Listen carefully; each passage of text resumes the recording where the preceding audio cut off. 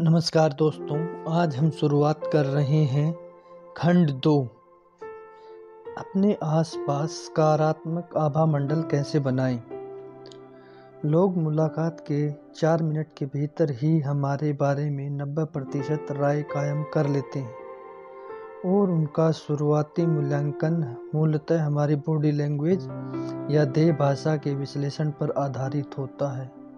फिर वे हमारी बातें सुनते हैं और यह तय करते हैं कि हमें कितना सम्मान दें या हमें कितनी दिलचस्पी लें। शुरुआती मुलाकातों में ही जल्दी ही प्रशंसा और सम्मान पाने के लिए नीचे दिए गए 3 काम अवश्य करें। सबसे पहले अपने स्वरूप और काम के प्रति सकारात्मक बनें। जीवन में अपनी स्थिति के बारे में उत्साह से बातें करें और यह भी बताएं कि आपको यह क्यों पसंद है। कभी भी ऐसी बातें कहकर खुद को नीचा न दिखाएं, मैं तो बस एक क्लर्क हूँ, सिर्फ गृहिणी हूँ, आदि आदि। इसकी बजाय कहें कि मैं देश के सबसे बड़े बैंक में काम करता हूँ और लोगों के निवेश लक्ष्य प्राप्त करने में उनकी मदद करता हूँ। या मैं 2 सुंदर बच्चों की माँ हूँ और जान की जीवन साथी हूँ। अगर आप खुद को अपने स्वरूप के बारे में सकारात्मक नहीं है तो कोई भी दूसरा नहीं होगा। हमें सबसे पहले अपने आप को सफल रूप में देखना होगा, ताकि खुद को सफल रूप में देखकर तभी लोग हमें सफल मान सकें। उत्साही बने। जीवन के बारे में सकारात्मक आशावादिता से बातें करें। न सिर्फ इससे आपके जीवन की अच्छी छाप पड़ेगी, बल्कि लोग भी आपके और आपकी बातचीत के बारे में उत्साही बनेंगे। हमेशा मुस्कुराएं। इससे लोग यह सोचने पर मजबूर हो जाते हैं कि अब न जाने क्या करने वाले हैं आप। पॉइंट नंबर 3, कभी किसी व्यक्ति या चीज़ की आलोचना न करें। जब आप आलोचना करते हैं तो दूसरे इसे हीन, आत्मछवि, समझ के अभाव या आत्मविश्वास की कमी का परिचायक मान लेते हैं। अगर कोई आपके प्रतिस्पर्धा का जिक्र छेड़ दे तो उसके अच्छे गुणों की प्रशंसा करें। अगर आप कोई सकारात्मक बात नहीं कह सकते तो खामोश रहें। किसी दूसरे को नीचे गिराकर खुद को ऊपर उठाने की कोशिश कभी न करें। लोगों से हाँ कहना या फिर लोगों के लिए हाँ कहना आसान कैसे बनाएं। आपके प्रस्ताव पर किसी व्यक्ति से हाँ कहलवाने के 4 तरीके हैं। सबसे पहला, कोई ऐसा कारण खोजें जिससे सामने वाला हाँ कह दे। हम जीवन में जो भी काम करते हैं या जो भी दिशा चुनते हैं, वह किसी खास कारण द्वारा प्रेरित होती है। कई बार किसी काम को करने के बहुत से कारण होते हैं, लेकिन हमेशा एक ऐसा कारण होता है जो प्रमुख होता है और आपको उसी को खोजने की ज़रूरत होती है। आप यह पूछ सकते हैं कि आपकी पहली प्राथमिकता क्या है, फिर बिना बाधा डाले सामने वाले का जवाब सुनिए। सामने वाला खुद ही आपको बता देगा कि वह किन कारणों से किसी काम को करने के लिए प्रेरित होगा। कभी यह अनुमान न लगाएं कि आप सामने वाले के काम करने के प्रमुख कारण को जानते हैं, क्योंकि आप गलत साबित हो सकते हैं और अगर आप गलत हुए तो वह प्रेरित नहीं होगा और न वह काम भी कर पाएगा। कभी भी किसी व्यक्ति को अपने व्यक्तिगत कारण न बताएं जब तक कि आप दोनों के कारण मेल न खाते हों।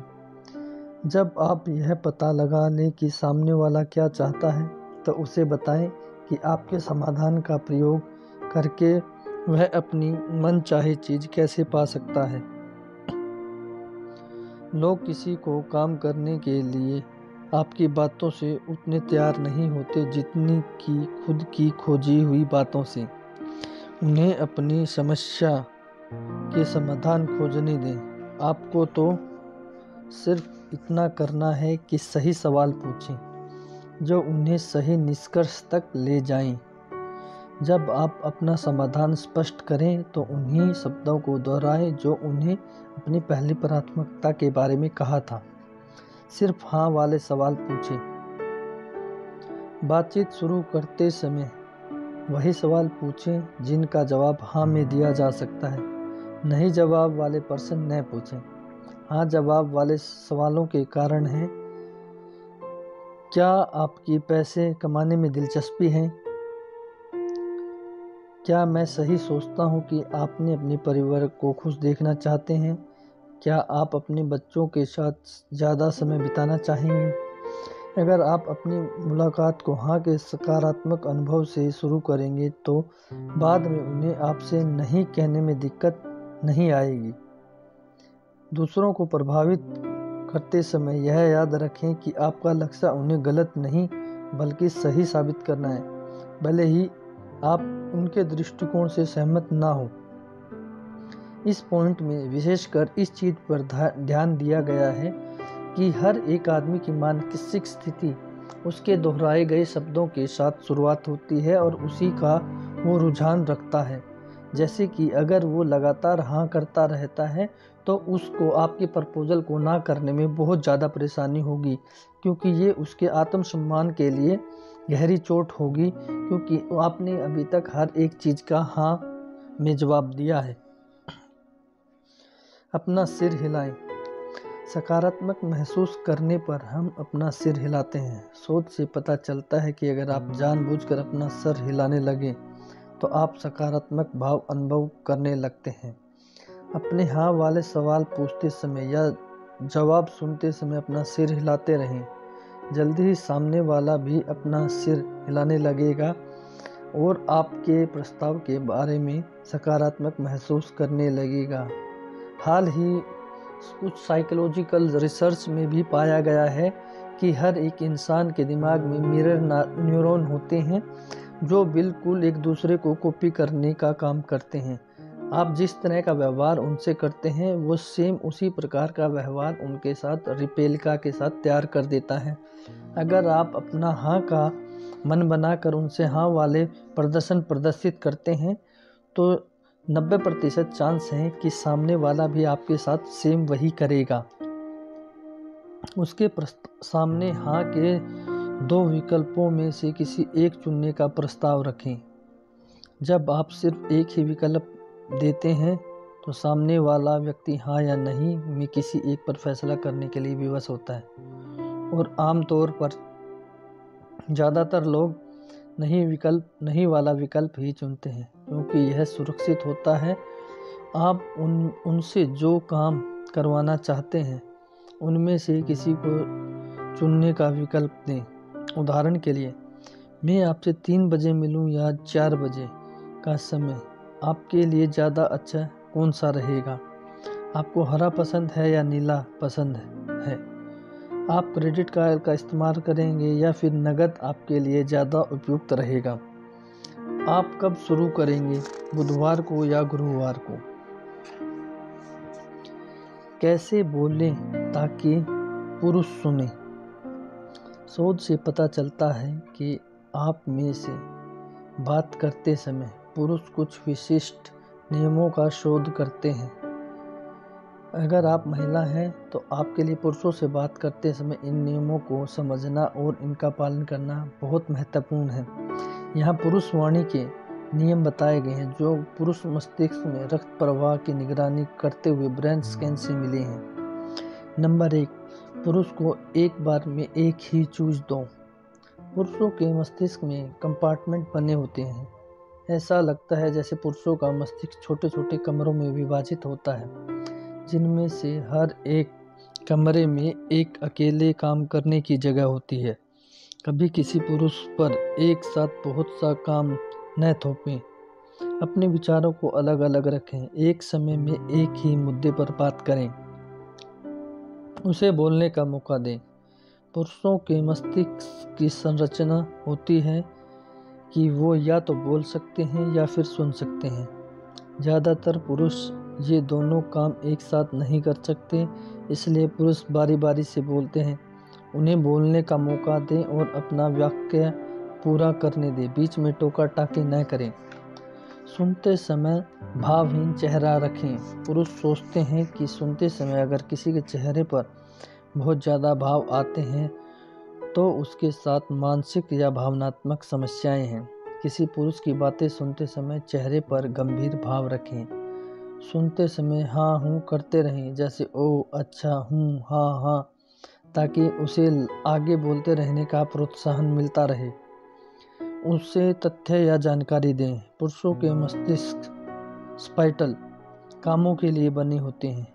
उसकी दिलचस्पी चीज़ों के संबंधों से होती है। समस्याओं के समाधान दिखाएं, तथ्य और प्रमाण दें। भावनात्मक निवेदन करने से बचें, उसके बजाय अपनी बात को साबित करें। स्पष्ट शब्दों का प्रयोग करें। पुरुषों के वाक्य महिलाओं के वाक्यों से छोटे होते हैं और उनमें ज़्यादा तथ्य, आंकड़े, जानकारी तथा समाधान रहते हैं। संकेत न दें, न ही संकेत की खोज करें। अपनी बात का मतलब स्पष्ट करें और सीधे मुद्दे पर आ जाएं। कैसे बोलें ताकि महिलाएं सुनें। शोध से पता चला है कि महिलाएं आपस में बातचीत करते समय कुछ खास नियमों का इस्तेमाल करती हैं। अगर आप पुरुष हैं तो किसी महिला के साथ बातचीत करते समय आपको इन नियमों को समझना और इनका पालन करना बहुत महत्वपूर्ण है। यहाँ महिला वाणी के नियम बताए गए हैं जो महिला मस्तिष्क की ब्रेन स्कैनिंग से पता चले हैं। नंबर 1, बातचीत में शामिल हों। बोलने के लिए अपनी बारी का इंतजार न करें। महिलाओं के मस्तिष्क एक साथ बोल और सुन दोनों सकते हैं, इसलिए अक्सर सभी महिलाएं एक साथ बोलती नजर आती हैं। ऐसा इसलिए है क्योंकि वे ऐसा कर सकती हैं। अगर आप बोलने से पहले अपनी बारी का इंतजार करेंगे तो शायद आप बूढ़े ही हो जाएंगे। अगर आप महिलाओं के साथ बातचीत में सक्रिय रूप से शामिल नहीं होते तो वह ऐसे समझेंगी कि आपकी रुचि नहीं है या आप उनके प्रति आलोचनात्मक राय रखते हैं। सुनते समय चेहरे के भावों का इस्तेमाल करें। किसी महिला के चेहरे के भाव आपकी भावनाओं को उजागर कर देते हैं, इसलिए उसके साथ बातचीत करते समय तालमेल बनाए रखने के लिए उसके भावों और मुद्राओं को प्रतिबिंबित करें। ध्यान रखें, किसी पुरुष के साथ बातचीत करते समय कदापि ऐसा न करें। उसे व्यक्तिगत जानकारी दें और भावनाएं बनाएं। महिला मस्तिष्क दूसरों की भावनाओं को समझने और लोगों के आपसी संबंधों के मूल्यांकन के लिए बना होता है। उसे अपने और अपने परिवार के बारे में व्यक्तिगत जानकारी दें। इसके अलावा उसके बिना पूछे चीज़ों के बारे में व्यक्तिगत भावनाएं बताएं। अप्रत्यक्ष अभिव्यक्ति करें। महिलाएं पुरुषों की तुलना में ज़्यादा लंबे वाक्य बोलती हैं। किसी महिला के एक ही वाक्य में कई विषय शामिल हो सकते हैं, जिनमें उन विषयों के बारे में उसकी भावनाएं भी शामिल हो सकती हैं। किसी महिला के सामने तत्काल मुद्दे पर न आए। किसी समस्या का जल्दी से समाधान पाने के लिए दबाव न डालें या बेचने की आतुरता न दिखाएं। दोस्ताना, सहमत और आरामदेह बने। नमस्कार दोस्तों, आइए शुरुआत करते हैं 21वीं सदी के लोक व्यवहार की बुक का खंड 3, चैप्टर नंबर 17, शक्तिहीन वाक्यांश जिन्हें आपको अपनी शब्दावली से निकाल देना चाहिए। यहाँ उन सबसे विनाशक शब्दों या वाक्यांशों की सूची दी गई है जो आप बोल सकते हैं। इन वाक्यांशों का मतलब कुछ होता है, लेकिन दरअसल इनसे बोलने वाले की भावनाएं या पूर्वाग्रह व्यक्त होते हैं। इन्हें अपनी शब्दावली से हटा दें क्योंकि इनसे आपकी विश्वसनीयता कम होती है, मीन्स ट्रस्टेबिलिटी आपकी लो हो जाती है। जो कहा जाता है एक तरह से, यानी कि जो सुना जाता है, आपको विश्वास नहीं है या आप नहीं जानते हैं कि आप किस बारे में बात कर रहे हैं। आप समझ गए ना मैं क्या कहना चाहता हूँ। आप जो बोल रहे हैं उस पर आपको विश्वास नहीं है। पति पत्नी पार्टनर, आपके पार्टनर का अव्यक्तीकरण। सच कहता हूँ, स्पष्ट कहूँ तो ईमानदारी से, कसम से, मेरा यकीन करें। इन शब्दों का अर्थ निकाला जाता है जो लोग कोई गलत या अतिशयोक्ति बात या झूठ बोलने वाले होते हैं वे अक्सर इन शब्दों का इस्तेमाल करते हैं। जो कहा जाता है जाहिर है जो लोग सुनते हैं आप सामने वाले को सहमति के लिए विवश करने की कोशिश कर रहे हैं। चाहिए आप अपराध बोध या कर्तव्य बोध का वास्ता देकर सामने वाले को सहमति के लिए विवश करना चाहते हैं। मुझे गलत न समझे, आप कोई नकारात्मक या आलोचनात्मक बात कहने वाले हैं। मेरी विनम्र राय है आप कोई दंभपूर्ण वाक्य कहने वाले हैं। मैं आपको नहीं पहुंचाना चाहता ठेस, यही आप सचमुच करना चाहते हैं। उदाहरण के लिए मैं आपको ठेस नहीं पहुंचाना चाहता और इसके बाद आप ऐसी बातें कहते हैं जिनसे ठेस पहुंचेगी। मैं कोशिश करूंगा, मुझे सफलता की उम्मीद नहीं है। मैं अपना सबसे अच्छा प्रयास करूंगा, लेकिन मेरा प्रयास सबसे अच्छा भी काफ़ी नहीं होगा। सम्मान के साथ, मेरे मन में आपके प्रति सम्मान नहीं है। इन लचर शब्दों या वाक्यांशों के प्रति सजग रहें और अपनी शब्दावली से निकालने की कोशिश करें। सबसे सशक्त शब्द जो बोले जाने चाहिए। कैलिफोर्निया यूनिवर्सिटी में हुए अध्ययनों से पता चला है कि इन शब्दों के साथ बोले जाने पर व्यक्ति किसी प्रस्ताव को सबसे जल्दी और आसानी से मान लेता है। खोज, गारंटी, प्रेम, आजमाया हुआ, परिणाम, बचत, आसान, सेहत, धन, नया, सुरक्षा, आप। इन आजमाए हुए शब्दों की खोज से आपको नए परिणाम मिलेंगे जो आपको प्रेम या बेहतर सेहत की गारंटी देंगे। आपके धन की बचत करेंगे। ये पूरी तरह सुरक्षित हैं और इनका प्रयोग करना आसान है। इन शब्दों का अभ्यास करें और अपने रोज़मर्रा की ज़िंदगी में इस्तेमाल करें।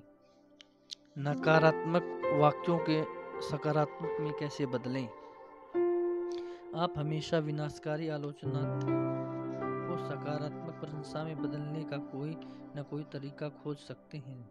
दूसरों की असफलता को आलोचना करने की बजाय आप कोशिश करने या सुधार करने के लिए उनकी प्रशंसा कर सकते हैं। उदाहरण के लिए यह कहने की बजाय बहुत बुरी बात है कि तुम्हारी तनख्वाह नहीं बढ़ी, आप कह सकते हैं बारबार मुझे लगता है यह बहुत अच्छा हुआ कि तुम बॉस को बता दिया कि तुम क्या चाहती हो, भले ही तुम्हें वह नहीं मिल पाया जो तुम्हें लगता है। तुम्हें क्या लगता है उनका मन बदलने के लिए अब तुम क्या कर सकती हो।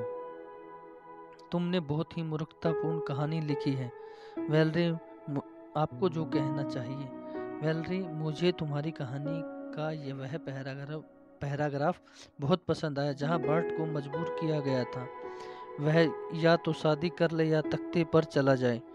तुमने जो शब्द इस्तेमाल किए हैं उनसे वह दृश्य सजीव बन जाता है। तुम्हारे मन में उस दृश्य का विचार कहां से आया। टेस्ट में पास होने के लिए तुम्हें 5 बार कोशिश करनी पड़ी, आखिर ऐसी क्या समस्या थी। बिल, तुमने यह काम कर दिखाया, इसे हर कोई नहीं कर सकता, तुम्हें जश्न बनाना चाहिए। तुम एक बार फिर गिर गई, लगता है तुम दोबारा कोशिश करने से पहले तुम्हें और कुछ दिन इंतजार करना चाहिए।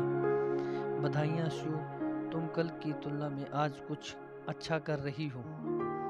डर या चिंता का मुकाबला कैसे करें, ये एक बहुत ही इम्पोर्टेंट चैप्टर है। प्लीज़ इस चैप्टर को डीपली सुने और अप्लाई करें।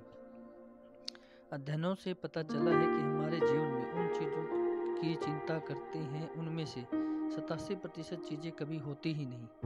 7% सचमुच होती हैं। 6% में आपका परिणाम पर थोड़ा प्रभाव होता है। इसका मतलब कि ज़िंदगी में आप जिन चीज़ों के बारे में सबसे ज़्यादा चिंता करते हैं उनमें से ज़्यादातर होंगी ही नहीं, और जो बहुत कम चीज़ें होंगी उन पर आपका नियंत्रण कम होगा या बिल्कुल भी नहीं होगा।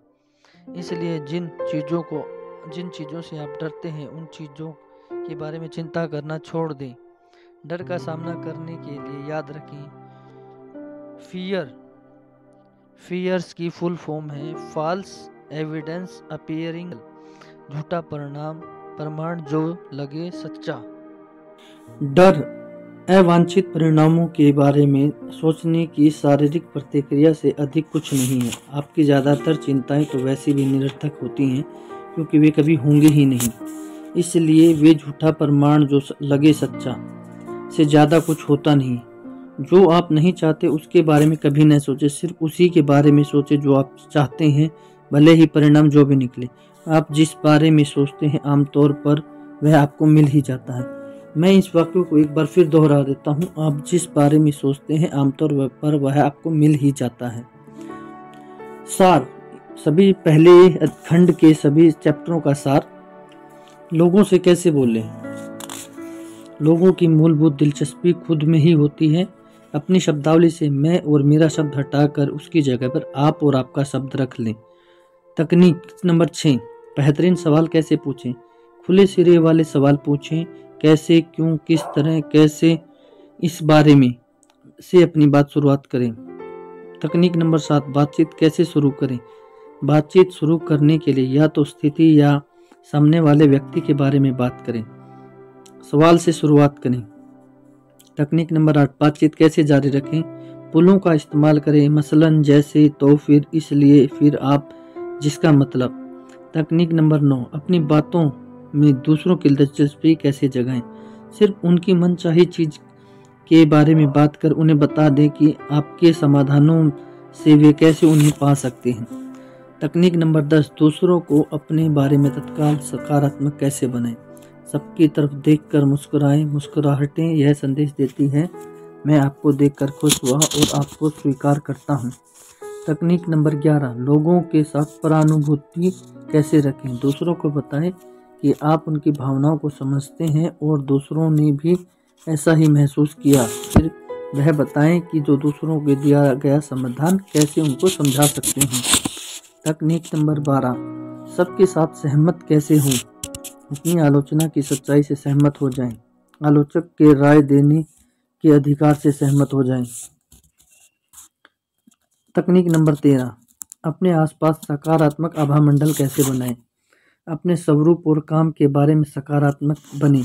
बोलते समय उत्साही बने। किसी व्यक्ति या वस्तु की आलोचना न करें। तकनीक, लोगों के लिए हाँ कहना कैसे आसान करें। ऐसा कोई कारण खोजें जिससे वह हाँ कह दें। सिर्फ हाँ वाले जवाब ही पूछें। बोलते समय, सुनते समय अपना सर हिलाएं। दो हाँ के बीच विकल्प दें। तकनीक नंबर 15, कैसे बोलें ताकि पुरुष सुने। किसी पुरुष से एक समय में एक ही बात करें। तथ्य और जानकारी दें। उसे बोलने का मौका दें। भावहीन चेहरा रखें। सुनते समय हाँ हूँ करते रहें। स्पष्ट बात करें। कैसे बोलें कि महिलाएं सुने। बातचीत में भाग लें, अपनी बारी का इंतजार नहीं करें। सुनते समय चेहरे के भावों का इस्तेमाल करें। व्यक्तिगत विवरण दें और भावनाएं बताएं। समाधानों या निष्कर्षों तक पहुंचने की जल्दबाजी न दिखाएं। अप्रत्यक्ष बातचीत करें। ज़्यादा दबाव न डालें। शक्तिहीन वाक्यांश जिनको अपनी सूची से निकाल देना चाहिए। अपनी शब्दावली से ऐसे शब्द या वाक्यांश हटा दें जिनसे आपकी विश्वसनीयता कम हो। एक तरह से, यानी कि आप समझ गए ना मैं क्या कहना चाहता हूँ। पति, पत्नी, पार्टनर, सच कहता हूँ, स्पष्ट कहूँ तो, ईमानदारी से, कसम से, ये सभी वाक्यांश अपनी शब्दावली से हटा दें। सशक्त शब्द जो आपकी विश्वसनीयता बढ़ाते हैं। खोज से, गारंटी, प्रेम, आजमाया हुआ, परिणाम, बचत, आसान, सेहत, धन, नया, सुरक्षा, आप। नकारात्मक वाक्यों को सकारात्मक में कैसे बदलें। विनाशकारी आलोचनात्मक शब्दों को प्रशंसा में बदलने का तरीका खोजें। बिजनेस प्रस्तुति कैसे दें। खंड 4, यादगार पहली छाप कैसे छोड़ें। पहली छाप बिजनेस की दुनिया की पहली नज़र का प्रेम है। यहाँ पर 9 स्वर्णिम या गोल्डन रूल्स कह सकते हैं हम। सबसे पहला, आपका प्रवेश। जब आपको कमरे में बुलाया जाए तो बेझिझक अंदर चले जाएं। दरवाजे की चौखट पर स्कूल के शरारती बच्चे की तरह न खड़े रहें जिसे हेडमास्टर ने फटकारने के लिए बुलाया है। जिन लोगों में विश्वास की कमी होती है वे कमरे में दाखिल होते समय धीमे हो जाते हैं और थोड़ी देर झिझकते हैं। विश्वास के कारण दरवाजे से अंदर जाएं और उसी रफ्तार से चलते रहें। समीप पहुंचने पर तेजी से चलें। जिन प्रभावी लोगों की तरह सबका ध्यान रहता है वे फुर्ती से मध्यम डग भरते हुए चलते हैं। जो लोग बहुत धीमे चलते हैं या लंबे डग भरते हैं वे यह व्यक्त करने की कोशिश करते हैं कि उनके पास बहुत समय है, उनके अपने काम में कोई रुचि नहीं है या उनके पास काम करने के लिए कुछ है नहीं। हाथ मिलाना, अपनी हथेली खड़ी रखें, सामने वाला जितना दबाव डाले उतना ही दबाव डालें। उससे ही यह फैसला करने दें कि हाथ कब छुड़ाना है। कभी भी डेस्क के पार से हाथ न मिलाएं, क्योंकि इससे सामने वाले को आप पर ऊपरी हाथ रखने का मौका मिल सकता है। आपकी मुस्कान, यह सुनिश्चित करें कि मुस्कुराते समय आपके दांत दिखें, सिर्फ होंठ ही नहीं बल्कि पूरे चेहरे से मुस्कुराएं। भौहें उठाना, यह मस्तिष्क की गहराई में रचा बसा है और स्थापित है कि प्राचीन स्वीकृति देने का संकेत है। किसी व्यक्ति से मिलते समय अपनी भौहें एक पल के लिए उठा लें। जब आप बातें करें, पहले 15 सेकंड में व्यक्ति का 2 बार नाम अवश्य बोलें और कभी भी एक बार में 30 सेकंड से ज़्यादा न बोलें। सामने वाले की तुलना में थोड़ी सी धीमी गति में बात करें। जब आप बैठें, अगर आपको किसी व्यक्ति के सामने नीची कुर्सी पर बैठा दिया जाए तो थोड़े से टेढ़े होकर उस व्यक्ति से 45 डिग्री का कोण बना लें ताकि फटकार की मुद्रा से बच सकें। अगर आप अपनी कुर्सी को नहीं मोड़ सकते तो अपने शरीर का कोण बदल लें। आपकी मुद्राएं, संयत, शांत और अपने भावों पर नियंत्रण रखने वाले लोग स्पष्ट और आसान मुद्राओं का प्रयोग करते हैं। ऊंचे ओहदे वाले व्यक्ति कम ओहदे वाले व्यक्तियों से कम मुद्राओं का प्रयोग करते हैं। अपने हाथों को अपनी ठुड्डी से ऊंचा न उठाएं। तालमेल बनाने के लिए सामने वाले की मुद्राओं और अभिव्यक्तियों का प्रतिबिंबन करें, मिररिंग करें। जब आप अपनी बात पूरी कर लें तो अपना सामान शांति से समेटे, हड़बड़ी या जल्दबाजी में नहीं। संभव हो तो हाथ मिलाएं और फिर मुड़कर चल दें। अगर आपके भीतर आते समय दरवाज़ा बंद था तो बाहर निकलते समय उसे बंद करना न भूलें। आपके बाहर निकलते समय लोग आपको पीछे से देख सकते हैं, इसलिए अगर आप पुरुष हैं तो सुनिश्चित करें कि आपके जूते के पिछले हिस्से चमकदार हों। छिपे हुए कैमरों से पता चलता है कि लुटते समय लोग महिलाओं के पीछे के हिस्से को देखते हैं, चाहे आप इसे पसंद करें या न करें। इसलिए अगर आप महिला हैं तो दरवाजे पर पहुंचकर धीरे से मुड़ें और मुस्कुराएं। यह ज़्यादा अच्छा होगी कि आपके पिछले हिस्से की बजाय आपके मुस्कुराते हुए चेहरे को याद रखें। बिजनेस में आलोचनाओं से कैसे निपटें? अगर कोई ग्राहक या संभावित ग्राहक आपकी और आपकी कंपनी की आलोचना करता है तो स्थिति को सुधारने के लिए उसके पैर में अपना जूता पहनने की तकनीक का इस्तेमाल करें। उसे बस इतना भर पूछ लें कि अगर वह आपकी जगह होता तो कोई उसकी आलोचना करता तो वह क्या करता। चाहे वह जो भी कहे उस पर प्रतिक्रिया करें। आपने बिल्कुल सही कहा, हमने यही किया था, और या आपने ठीक कहा, हम यही करने वाले हैं। उदाहरण के लिए, ग्राहक, मैंने सुना है कि आपके यहाँ डिलीवरी समय पर नहीं हो पाती है। हाँ, यह सच है, बिल्कुल। पहले वेयर हाउस में कुछ समस्याएं थी, मुझे बताएं। अगर आप इस कंपनी के मैनेजर होते तो उनको किस प्रकार हैंडल करते? संभावित, मैं तत्काल सभी संबंधित लोगों की मीटिंग बुलवाता और समय पर डिलीवरी करवाने की ठोस योजना बनाता। आपने बिल्कुल सही कहा, हमने भी यही किया है। आप सच्चाई से सहमत हो गए हैं और आपने अपने संभावित ग्राहक को यह बताकर अच्छा महसूस कर दिया है कि उसकी राय न सिर्फ यही बल्कि आपकी कंपनी इससे पहले ही अपना चुकी है। जब आप उसके पैरों में जूता पहनना देते हैं तो संभावित ग्राहक की आपत्ति कमज़ोर पड़ जाती है और वह दोबारा उठाने की ज़रूरत नहीं महसूस करता। अगर आपकी कंपनी में समस्याओं को सुधारने के लिए कुछ नहीं किया है तो आप उस संभावित ग्राहक को बिजनेस हासिल करने के काबिल ही नहीं है। टेलीफोन पर जवाब देने का सबसे प्रभावी तरीका। ज़्यादातर लोग इस तरह जवाब देते हैं। किसी प्रकार का जब कॉल आता है तो उनका जवाब कुछ इस प्रकार से होता है। XYZ कॉर्पोरेशन, मैं एलन इस कंपनी से बात कर रहा हूँ। अगर आप किसकी तरफ चल कर जाते हैं तो आप यह नहीं कह सकते कि मैं एलन बोल रहा हूँ या चल रहा हूँ। फ़ोन पर यह स्पष्ट हो जाता है कि आप बोल रहे हैं, इसलिए आपको बोल रहा हूँ शब्दों का इस्तेमाल नहीं करना चाहिए। शोध से पता चला है कि जब आप फ़ोन पर बात जवाब देते हैं तो सामने वाला व्यक्ति सिर्फ आपके आखिरी शब्दों को ही ध्यान में रखता है, इसलिए सबसे आखिरी में ही अपना नाम बोले, ना कि शुरुआत में, जिसमें आप अपनी आवाज़ का वॉल्यूम और टोन दोनों ऊपर उठाते हैं। वॉल्यूम और टोन दोनों ऊपर उठाने का मतलब जब आप उसमें थोड़ा सा जोर डालकर आप सामने वाले को स्पष्टीकरण के तौर पे बताते हैं। इसलिए आज से हमेशा याद रखें, नाम हमेशा आखिरी में ही बताएं, जैसे कि XYZ कॉर्पोरेशन, मैं एलन। आलोचना या फटकार कैसे लगाएं? लीडर के रूप में कई बार आपको किसी को जवाबदेह ठहराना पड़ता है या किसी अवांछित व्यवहार के लिए फटकार लगानी पड़ती है। हम में से अधिकांश लोग किसी को फटकारने या अनुशासित करने के विचार से घबराते हैं।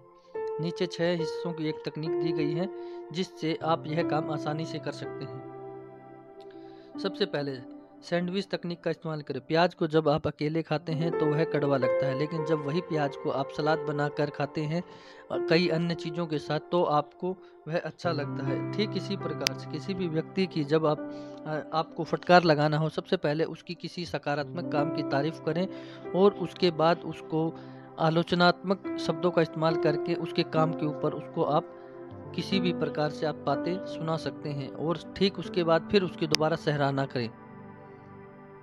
व्यक्ति नहीं, काम की आलोचना करें। आप कभी भी किसी व्यक्ति की जब भी आलोचना करें तो यह स्पष्ट कर दीजिए कि हमें आप व्यक्ति के तौर पे आप पसंद है, लेकिन आपके काम करने के तरीके से आप खुश नहीं हैं। उसकी मदद मांगे। आप जिस भी प्रकार की समस्या में उलझे हों, आपको उनको एज ए ऑर्डर के तौर पे नहीं दर्शाना है, आपको जस्ट ए फ्रेंडशिप के तौर पे उनसे मदद लेनी है, ताकि उसको ये न लगे कि ऑर्डर उसको दिया जा रहा है और उसमें हीन भावना न आए। स्वीकार करें कि ऐसी गलतियां आपने भी पहले की थी। जब आप इस प्रकार का नज़रिया अपने एम्प्लॉयज़ के सामने या अपनी टीम के सामने रखते हैं तो आपकी एक लीडरशिप की प्रतिभा निखर कर आती है, क्योंकि जिन समस्याओं से वे जूझ रहे हैं, एक समय पहले आपने भी इन्हीं समस्याओं का इस्तेमाल किया था और अपने आप को सुधार किया था। आप जब अपनी टीम को बताते हैं कि मैं भी इन समस्याओं से पहले बहुत ज़्यादा परेशान था, फिर मैंने धीरे धीरे इन प्रकार के सजेशंस का इस्तेमाल किया ताकि मैं अपने काम को सुधार सकूं। इससे आप ज़्यादा बेहतरीन लीडरशिप के तौर पर प्रदर्शित होते हैं अपनी टीम के सामने। आलोचना सिर्फ एक बार करें और अकेले में। जब भी आपको किसी की आलोचना करना हो तो आप उसको बंद केबिन में ही, अपने केबिन में ही उसकी आलोचना करें, वो भी अकेले, ना कि पूरी टीम के सामने। इससे उसके अंदर हीन भावना ग्रस्त हो जाती है और साथ के साथ वह पर्सन आपके प्रति द्वेष भी रखने लग जाता है और उसको बार बार उसकी एक ही गलती के लिए कभी भी उसको बार बार याद न दिलाएं। दोस्ताना अंदाज में बातें खत्म करें।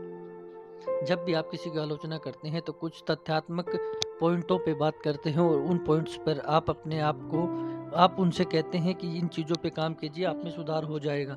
तो आप यह उसको इस प्रकार से कहें कि हमने जिन पॉइंटों को अभी अमल में लिया है, मैं उन सभी पॉइंटों पर आपका काम देखने के लिए उत्सुक हूँ।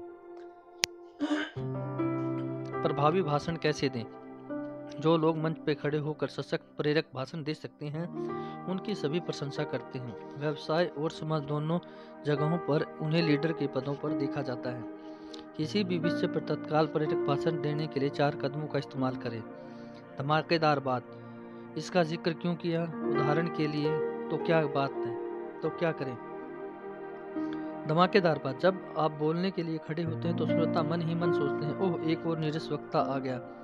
इसलिए आपको अपनी बात नाटकीय, दिलचस्प या मज़ेदार कहानी के रूप में कहना चाहिए ताकि श्रोता निरस्ता से बाहर निकले और उनका फौरन ध्यान आपके ऊपर जाए।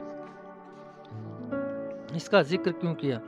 उसका अगला कदम उन्हें यह बताना चाहिए कि आपने यह नाटकीय और मज़ेदार कथन या कहानी क्यों सुनाई, उसके लिए क्या महत्वपूर्ण क्या था और क्यों था। उदाहरण के लिए, यहाँ आपके भाषण की ज़्यादातर बातें आती हैं। 3 बिंदु या कारण बताएं कि आप जो कह रहे हैं वह उनके लिए महत्वपूर्ण क्यों है। लंबा भाषण देते समय 3 प्रमुख बिंदुओं के साथ 3 सहायक बिंदु भी बताएं। तो क्या करें? भाषण के अंत में आपके श्रोता यह सोच सकते हैं कि आप मुझसे इस बारे में क्या करवाना चाहते हैं। यहाँ पर आप उन्हें सुझाव या अमल देने की दिशा में प्रेरित कर सकते हैं। मान लीजिए आपको सड़क के सुरक्षा के बारे में भी अभिभावकों के समूह के सामने भाषण देना है। आपको उन्हें प्रेरित करना है कि वे अपने बच्चों के साथ व्यस्त सड़क को कहीं से भी पार न करें, बल्कि जेब्रा क्रॉसिंग से ही पार करें। तो आपका भाषण इस तरह से दें। धमाकेदार बात, पिछले साल 2355 बच्चे अनावश्यक रूप से अपंग या मर गए। उसके पीछे उनके माता पिता ही दोषी हैं। आंकड़ों के हिसाब से इस कमरे में बैठे आप में से 2 लोगों के बच्चे जल्दी ही अस्पताल में भर्ती होंगे और आप उनके ठीक होने की प्रार्थना कर रहे होंगे। अब यह सवाल यह है, वे 2 लोग आप में से कौन हैं? इसका जिक्र क्यों किया? साथियों, मैं आपको यह आंकड़े इसलिए बता रहा हूँ कि पिछले साल इस देश में इतने ही बच्चे और माता पिता के पास पहुँचने के लिए सड़क पार करते समय कारों से टकराए थे और इनमें से 96% बच्चे जेब्रा क्रॉसिंग पर इस्तेमाल नहीं कर रहे थे। मैं जो कहना चाह रहा हूँ कि वह कमरे में बैठे आप में से हर व्यक्ति के लिए महत्वपूर्ण है। ऐसा इसलिए कहा क्योंकि आप अपने बच्चों से प्यार करते हैं। उदाहरण के लिए, द नेशनल सेफ्टी काउंसिल ने हाल ही में 46 स्कूलों के बच्चों के अध्ययन में पाया कि डाटा आप उनको विस्तृत तौर पे बता सकते हैं। तो क्या करें? तो मैं आपसे यह करवाना चाहता हूँ, आप आज से जब भी कहीं भी रास्ता क्रॉस करते हैं तो यह कोशिश करें कि आपको रास्ता जेब्रा क्रॉसिंग से ही पार करना है, क्योंकि आप किसी भी अनावश्यक दुर्घटना से बचना है और अपने बच्चों को सुरक्षित रखना है। विजुअल प्रेजेंटेशन का इस्तेमाल करें। शोध से पता चला है कि जब आप पुस्तकों, चार्ट या ग्राफ या लैपटॉप का प्रयोग करते हैं तो विजुअल प्रेजेंटेशन देते हैं तो 82% जानकारी आंखों के माध्यम से ग्रहण की जाती है, 11% कानों से और 7% इंद्रियों से। बताओ, दिखाओ और शामिल करो। अमेरिका में वार्टन द्वारा किए गए अध्ययन से पता चला कि शाब्दिक प्रस्तुतियों से बाद में सिर्फ 10% जानकारी याद रहती है, जबकि शाब्दिक और दृश्यात्मक प्रस्तुति को मिलाने पर जानकारी याद रहने के प्रति 51% और ज़्यादा हो जाती है। इसका मतलब कि अगर आप विजुअल प्रेजेंटेशन एड्स कर देते हैं तो आपकी सफलता 400% और बढ़ जाती है। इस अध्ययन में यह भी पता चलता है कि विजुअल एड्रेस के इस्तेमाल से बिजनेस मीटिंग में लगने वाले औसत समय 25 मिनट से घटकर 18.6 मिनट के रह जाते हैं, यानी 28% समय की भी बचत होती है। बहरहाल, जब हम अपनी बात प्रस्तुत करने के लिए शाब्दिक, दृश्यात्मक और भावनात्मक तीनों तरीकों का इस्तेमाल करते हैं तो लोग हमारी 92% बातें याद रखते हैं। हम याद रखते हैं सुनी हुई बातों का 10%, देखी हुई बातों का 51%, देखी, सुनी और महसूस की हुई बातों का 92%। इसलिए सिर्फ बोलने का सबसे कम प्रभाव पड़ता है, बोलने या दिखने से थोड़ा ज़्यादा प्रभाव पड़ता है, और बोलने, दिखने और दूसरों को शामिल करने से आपकी बातें सबसे ज़्यादा याद रहती हैं। पावर लिफ्ट का इस्तेमाल करें। प्रस्तुति देते समय पेन का इस्तेमाल करें। इसी दौरान उसका विवरण भी बताएं। फिर पेन से उठाकर श्रोता या अपनी आंखों के बीच में रखें। इसे पावर लिफ्ट कहा जाता है। इससे श्रोता चुंबकीय रूप से अपना सिर उठाकर देखते हैं। अब वह आपकी ओर, प्रस्तुति की ओर सीधा देख रहे हैं, आपकी बातें भी सुन रहे हैं। इससे आपका संदेश ज़्यादा प्रभावी हो जाता है। बहरहाल, बोलते समय अपने दूसरे हाथ की हथेली दिखाना न भूलें। प्रस्तुति के दौरान पुरुषों से ज़्यादा देर तक निगाहें मिलाएं, लेकिन महिलाओं के साथ कम देर।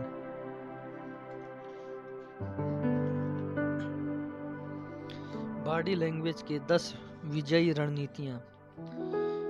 जैसा हमने बताया है कि लोग आपके बारे में 4 मिनट में ही कम से कम 90% आपके लिए राय बना लेते हैं और आपका उन पर 60 से 80% प्रभाव पड़ भी जाता है। वह अशाब्दिक होता है।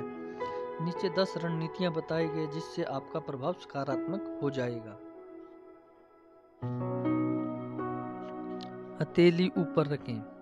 बोलते समय आपकी हथेली दूसरों को दिखनी चाहिए। इस प्राचीन संकेत की प्रतिक्रिया मस्तिष्क की गहराई में रची बसी है। इससे लोग आपको अहानिकारक मानेंगे और आपके प्रति सकारात्मक प्रतिक्रिया करेंगे। अपनी उंगलियां जोड़ कर रखें। जो लोग अपनी उंगली जोड़ कर रखते हैं, अपने हाथ अपने ठुड्डी के नीचे रखते हैं, उनकी तरफ लोगों का सबसे ज़्यादा ध्यान आकर्षित होता है। खुली उंगलियों का इस्तेमाल करने या ठुड्डी से ऊपर हाथ रखने को कम प्रभावी माना जाता है। अपनी कोहनियां बाहर रखें। अपनी कोहनियों को कुर्सी के हत्थे पर रखना शक्ति का परिचायक है और इससे सच्ची छवि बनती है। असफल और पराजित व्यक्ति अपनी कोहनी को कुर्सी के हत्थे के भीतर लटकने देते हैं और आत्मरक्षा के लिए कोहनियों को अपने शरीर से सटाकर रखते हैं। ऐसे लोगों को डरा हुआ या नकारात्मक माना जाता है, इसलिए इस तरह बैठने से बचें।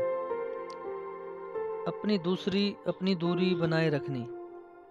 दूसरे व्यक्ति के व्यक्तिगत क्षेत्र का सम्मान करें, जो किसी नई मुलाकात की शुरुआत में सबसे ज्यादा होगा।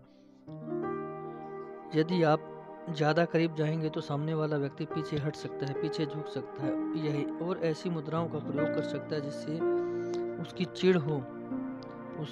जैसे अपनी उंगलियों से किसी चीज को तबले की तरह बजाना या पेन को क्लिक करना।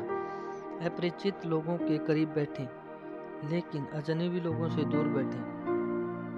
हम उम्र लोगों के ज़्यादा करीब बैठें, लेकिन अपने से बहुत ज़्यादा या कम उम्र वालों लोगों से थोड़ी दूर बैठें। सामने वाले की बॉडी लैंग्वेज को मिररिंग करें, प्रतिबिंबित करें। सामने वाले व्यक्ति को बॉडी लैंग्वेज या भाषाई संरचना का प्रतिबिंबन करने से तत्काल तालमेल बैठ जाता है। किसी के साथ पहली मुलाकात में उसके बैठने की स्थिति, भंगिमा, शरीर के कोण, मुद्राओं, चेहरे के भावों, आवाज की टोन का प्रतिबिंबन करें। जल्द ही उसे यह महसूस होने लगेगा कि आप में ऐसा कुछ है जो उसे पसंद है। वह आपको बहुत आरामदेह व्यक्ति मान लेगा। दंपतियों के सामने सेल्स टॉक करते समय यह देखें कि उनमें से कौन सा व्यक्ति किसकी मुद्राओं को दोहरा रहा है। इससे आप निर्णय लेने वाले को पहचान सकते हैं। अगर महिला शुरुआती गतिविधियां करती है और पुरुष उसकी नकल करता है तो पुरुष से निर्णय लेने का आग्रह करने से ज़्यादा समझदारी नहीं होगी। सामने वाले को बोलने की गति की बराबरी करें। व्यक्ति के बोलने की गति यह बता देती है कि उसका दिमाग कितना तेजी से सूचना को विश्लेषण कर रहा है। सामने वाला व्यक्ति के समान और उससे थोड़ी कम गति से बोले। उसकी टोन और उतार चढ़ाव का प्रतिबिंबित करें। अध्ययन से पता चला है जब कोई ज़्यादा तेजी से बोलता है तो वह दबाव महसूस कर रहा होता है।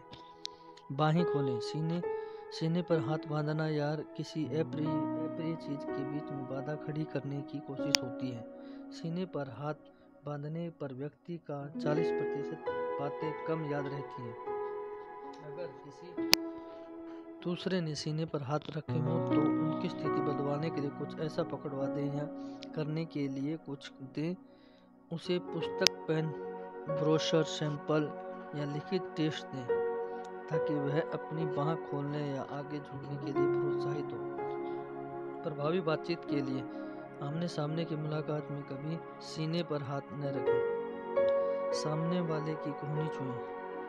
सामने वाले के स्पर्श का प्रतिबिंबन करें। अगर वह आपको नहीं छूता तो आप भी ऐसा न करें।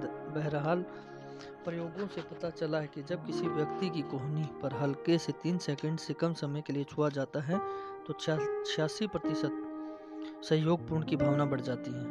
आपको यह भी पता चला कि जिन महिला वेटरों ने भोजन करने आए ग्राहकों की कोहनी और हाथों को छुए, पुरुष ग्राहकों ने सामान्य से 80% ज्यादा टिप्स दी। सामने वाले का नाम दोहराएं। जब आप अगली बार किसी नए व्यक्ति से मिलें और हाथ मिलाएं तो आप हाथ मिलाते समय अपनी बाईं बाह बढ़ाकर हल्के से उसकी कोहनी या हाथ को छुएं।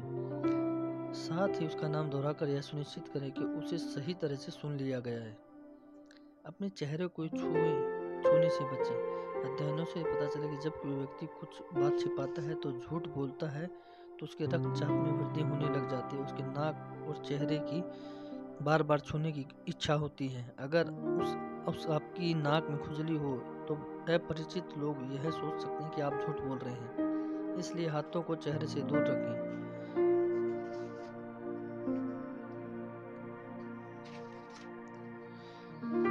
हाथी को प्रशिक्षित कैसे करें।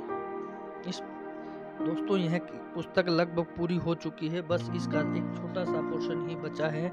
इस पुस्तक में बताया गया है, जितनी भी बातें बताई गई हैं आप उन सभी को दोहराएं, रोज प्रैक्टिस करें ताकि यह आपकी आदत बन जाए। आप इसको जितना ज़्यादा फॉलो करेंगे आप उतना ज़्यादा अपने अंदर बेहतर रिजल्ट पाएंगे। बस एक छोटी सी प्रस्तावना और समापन की ओर। हाथी को प्रशिक्षित कैसे करें। क्या आपका ध्यान किस तरह गया। सर्कस के हाथी जमीन में गड़ी लोहे की खूंटी से एक कमजोर जंजीर के सहारे बंधे रहते हैं। किसी छोटे हाथी को भी इस जंजीर को तोड़ने या खूंटी को उखाड़ने में कोई मुश्किल नहीं आएगी, लेकिन वयस्क हाथी भागने की कोशिश नहीं करता। ऐसा क्यों। जब हाथी की उम्र कम होती तो उसको पैरों में मजबूत जंजीरें डालकर कंक्रीट के खंभे से बांधा जाता है। छोटे हाथी चाहे कितनी ही खींचे, जोर लगाएं, चीखें या पैर पटकें, ये आज़ाद नहीं हो पाते। बड़े होने पर यह सबक सीख लेते हैं कि चाहे वे कितनी ही कोशिश करें, जंजीर का तोड़ना असंभव है। अंततः वे कोशिश करना ही छोड़ देते हैं। अब वे मानसिक रूप से ही मान चुके हैं कि उनके पैरों की जंजीर अगर खूंटी से भी बंधी होगी तो उन्हें बचकर भागना असंभव है। चाहे जंजीर कितनी भी कमजोर या कितनी ही खूंटी मजबूत हो, अगर जंजीर बंधी है तो वे कैद हैं। हमारे पैदा होते ही हमारे प्रशिक्षक हमारी कंडीशन या प्रशिक्षण करने की कोशिश करने लग जाते हैं। तो दोस्तों इस पुस्तक में लास्ट के समापन में बताया गया है कि हमें अपनी आदतों को बदलने की पूरी कोशिश करनी चाहिए, क्योंकि हम आदतों के गुलाम होते हैं। अगर हम अपनी आदतों में सुधार नहीं करेंगे तो हम अपने आप को नहीं बदल पाएंगे। हमें सबसे पहले कोशिश करनी है बहुत ही छोटे कदम के साथ, ऐसा कदम जिसको आपको भी लगे कि ये बहुत ज़्यादा छोटा है, लेकिन आप उसको कर सकते हैं। धन्यवाद दोस्तों। कैसी लगी हमारी पुस्तक, please like and subscribe our book. और हमारी अगली पुस्तक जल्द ही हम अपलोड करने वाले हैं।